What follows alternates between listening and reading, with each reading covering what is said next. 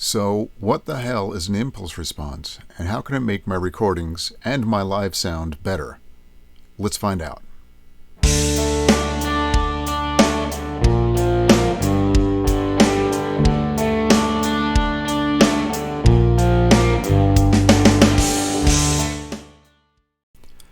So an IR, or impulse response, is a representation of a speaker, a microphone, and the room surrounding it, all in one. I don't want to go down the rabbit hole to explain all about IRs. I'm going to link a video to explain it a little better than I can. In my case, the impulse responses are going to take place of a microphone, different cabinets, different room sizes, a whole bunch of different variables. I'm going to show you two ways to do this. One is more traditional, like miking an amplifier and cabinet, and the other is to use a raw file and then process it afterwards. If I record directly into my digital audio workstation using a reactive load like I did in our video, How to Record Silently, without using some type of speaker simulation, it's going to sound very raw and it's not going to sound like a speaker cabinet or a mic'd amplifier. I'm going to show you two ways to do this. One is more traditional, like miking an amplifier and cabinet, and the other is to use a raw file and then process it afterwards. So I'm going to record a raw file right now. The signal chain will be my guitar, into the amplifier, into the reactive load, and then directly into my interface, which will go into the digital audio workstation.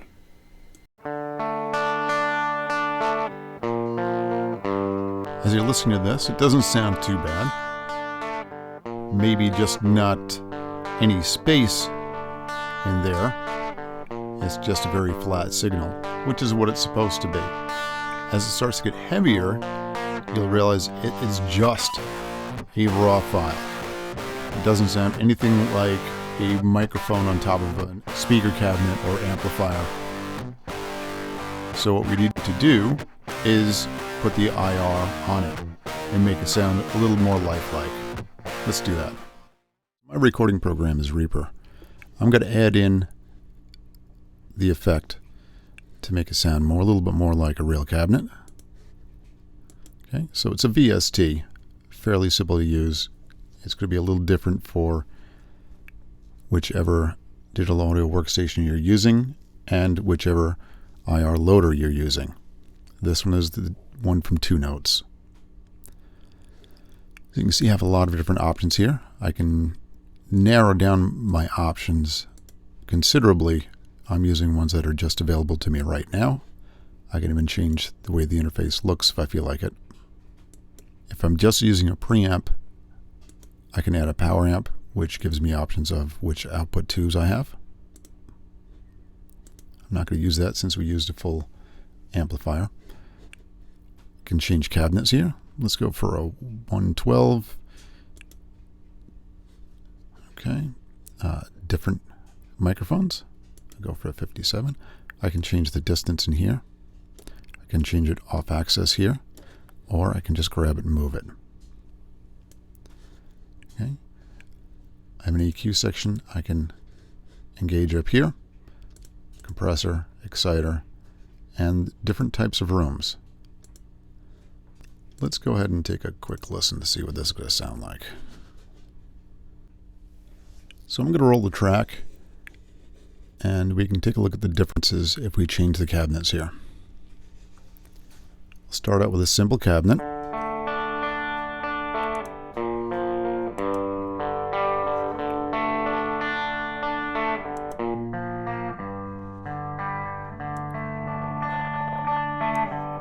Obviously sounding much different when it's further away.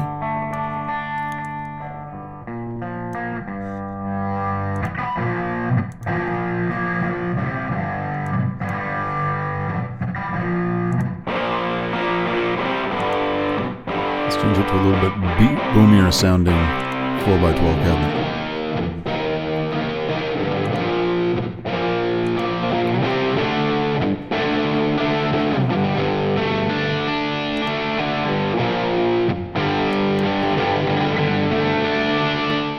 I can also record a little more traditional using the IR. I can record directly onto the track Rather than using the processing power on my computer, I can use something in front of that. The reactive load I'm using, the 2-notes captor, has a built-in speaker sim, but it doesn't have a lot of options. So what I use is the 2-notes C.A.B. M. I don't want this to sound like a commercial. They did not give this to me. I purchased this on my own. This allows me to load up a bunch of different IRs in there, and I can also use this for live use. It's great. It does have an XLR out, as you can see. So let me show you some close-up pictures of it and give you more of an idea of what it does. The 2-notes C.A.B. M is a small pedal-sized IR loader. It has a display on it telling you the IR that you have loaded. Obviously a couple of knobs so you can change your presets, or you can go through the menu system. On one side it has an amp, instrument, or line in. Any one of those three can go in. There is a speaker out if you're going to loop it out to either a speaker load or to a speaker cabinet. There's also a USB input, and power. On the other side there's a direct out and a line out. There is also a ground left, auxiliary in, and headphone in. Using this for a live situation, you can take that direct out and go right out to the PA system. Let's take a look at how the live setup can work and how the recording setup can go. So what you're looking at on the screen now is the interface of the C.A.B. M that's on the computer. This can all be dialed up on the C.A.B. M itself, but this is the way it works. Again, we can move microphones around. I have a guitar in my hand, so we can hear the difference as I move things around. Okay, we can change cabinets, of course. We'll change rooms a little bit.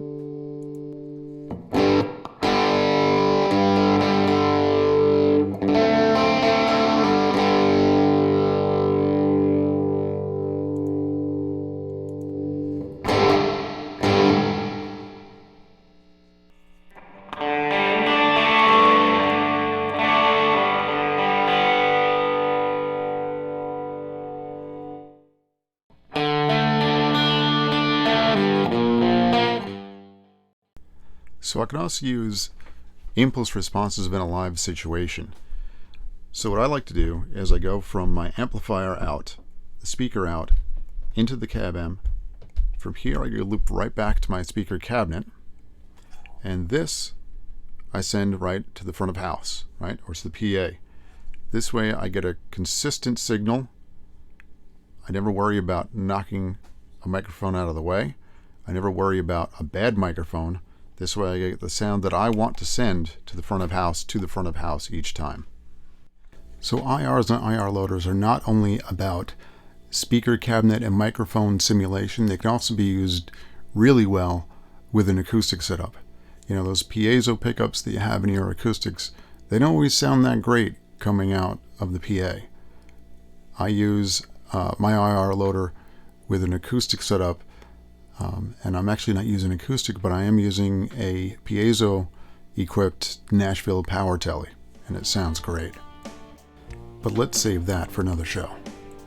So to wrap up, IRs are not tough to use, and it's an economical way to have 15, 20 different microphones and all those different cabinets without having to take up the space and the money.